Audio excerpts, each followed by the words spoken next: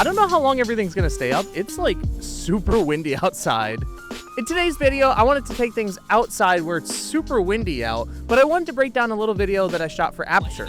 Aputure reached out and asked if I wanted to do a little challenge video where I go head-to-head against another creator using only the new Storm 400X and ADC. I bet most of you watching this video already know who the other creator is. His name is Brady Bessette. He's a DP and YouTuber out of Salt Lake City, Utah. He does tons of lighting videos on his channel, so for me, it was definitely a little bit of a challenge to use the 400X and ADC to make a cool looking video. And the challenge that both Brady and I got was to make a summertime video only using the Aputure 400X and ADC. Seems like it would be fairly simple, right? I definitely had a hard time doing it. So if you're new to this channel or don't know who I am, my name is Rane Gram. I'm a DP from New England, and I've been doing this full time for about 4 years. I'm still learning lighting, and I actually learned a lot of what I know because of Brady, and it's definitely a challenge and an honor to go up against him. So in today's video, I wanted to break down some of the lighting setups that I did for this challenge, as well as some of the things that I learned along the way, because not everything went right. Because the theme of this video was summertime vibes, I wanted to shoot something at the beach, which I quickly found out was actually really hard to do. I reached out to a couple people in my local filmmaking group to see if anybody wanted to come help with the video on the beach. I wanted to give a quick shout out to everybody that helped with that shoot because it was definitely tough bringing everything down to the beach, lighting around tons of people, and overall just dealing with the elements of filming on the beach. Because not only did we have to park like a mile from where we were filming, but we had to bring down all of the lights, the stands, the sandbags, the cameras. It was definitely a heavy lift, and we kept battling things like the rising tide, which kept washing away our set. And if the challenge of us bringing all the gear down to the beach and the tide rising wasn't enough, we were dealing with natural light as well when the 400X and ADC are only so bright. I think we started at about 6 p.m. that night, which gave us about 2 hours of golden hour and 1 hour of blue hour, which kind of was done on purpose because I didn't want to overpower the light with natural light.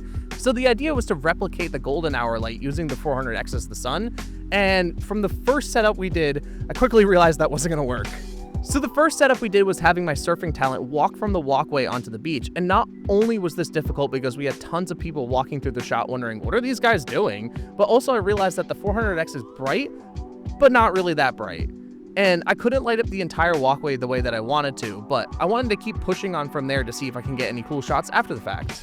From there, I wanted to dolly back from the surfer to show the entire crew to reveal the shot of everybody working together making the shot look great. However, the light by then was dipping down so fast that I couldn't keep up with changing the light to match the environment at the same time. I realized the shot was looking pretty sourcey, which I already knew from the first 2 shots that the rest of the shoot wouldn't work.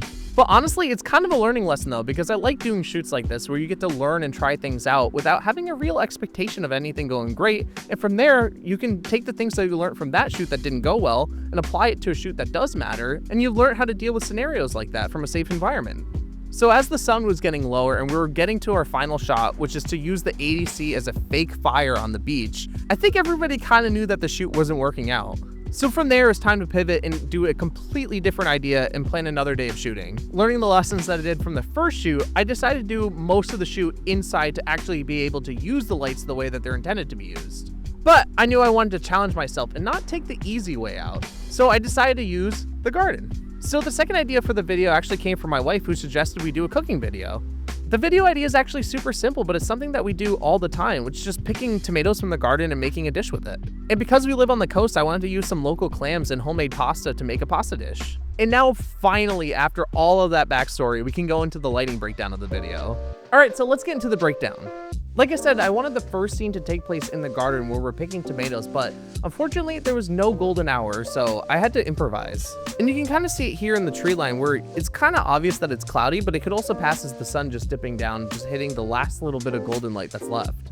What I started off by doing is using an 8x8 diffusion, which is powered by 2 400Xs, pumping light through the 8x8 to key the light on the side of her face here. And to really sell it as daylight, I added another 400X over here off to the side, where I'm using hard light to cast the light on the plants and her hair going right here. So in total, I used 3 400Xs to get this look, and I set them at 3200 Kelvin and set my camera to 5600 Kelvin.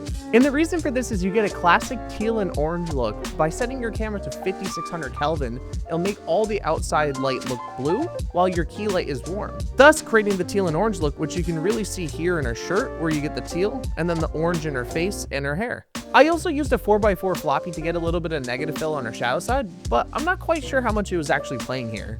Moving on to the interior shots, I knew I wanted a single source hard light coming in through the window, which simulated kind of the afternoon glow coming in. And to do this, I started off by placing a 400x outside the window with the new Aputure CF7 Fresnel, which is giving us that nice hard light on our talent. And over in the corner here, you can actually see a little bit of ambient window light coming through. And those are sheer curtains covering the window with an 8x8 diffusion behind it with the 400x blasting light through. And by having double diffused light like that, you can sell it more as ambient light rather than having a hardport light source like we have here in the window.